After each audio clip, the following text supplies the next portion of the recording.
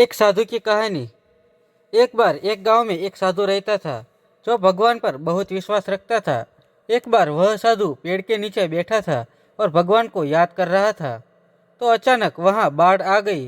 चारों तरफ पानी पानी हो गया। सब लोग अपने आप को बचाने के लिए ऊपर पहाड़ की तरफ भागने लगे।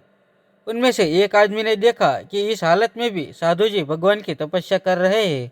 उन्होंने सोचा कि ये अपने आप को बचाने के लिए कहीं जा क्यों नहीं रहे हैं। तो उसे साधु ने बोला, अरे आप कहीं जा क्यों नहीं रहे हो?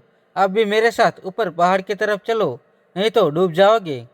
साधु बोले, अरे हमें क्या होगा? मैं भगवान की इतनी तपस्या करता हूँ, मुझे कुछ नहीं हो सकता। मुझे भगवान बचाएगा। धीरे धीरे पानी साधु के कमर तक आ गया।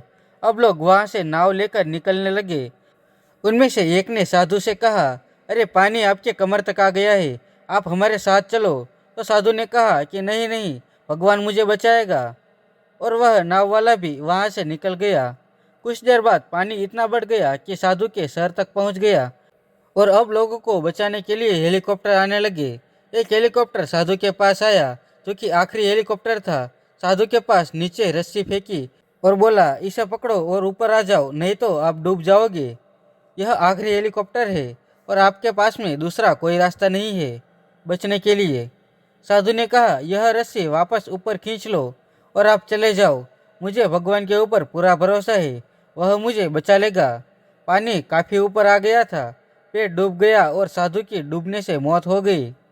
मरने के बाद साधु भगवान के पास गया और बोला, हे भगवान, मैंने पूरी जिंदगी आपकी तपस्या की, मेरा सारा जीवन आपकी आराधना करने में लगा दिया, फिर भी इतने भरोसे के साथ इंतजार किया कि तुम मुझे बचाने आओगे, लेकिन वहाँ मेरी डूबकर मौत हो गई और तुम नहीं आए। ऐसा क्यों? भगवान बोले, मूर्ख इंसान, एक नहीं तीन तीन बार आया था। वो तीनों बार मैं ही तो था। पहला पैदल, दूसरा नाव के द्वारा और तीसरा हेलीकॉप्टर के द्वारा। लेकिन तुमने मेरा एक भी अवसर पहचान नहीं पाया। पता नहीं किसका इंतजार कर रहा था। इस तरह से जिंदगी में हमें ऊपर वाला बहुत से मौके देता रहता है, लेकिन हम सब उस मौके को ठुकरा कर पता नहीं किस चीज़ का इंतजार कर रहे होते हैं कि वो होगा तभी मैं करूँगा। और इस बात पर अड़े रहने से एक वक्त के बाद वो मौका हाथ से निकल जाता है और हम कुछ नहीं कर पाते। आपको यह कहानी कैसी लगी हमें कमेंट करके ज़रूर बताना और अपने परिवारजनों के साथ शेयर भी ज़रूर करना।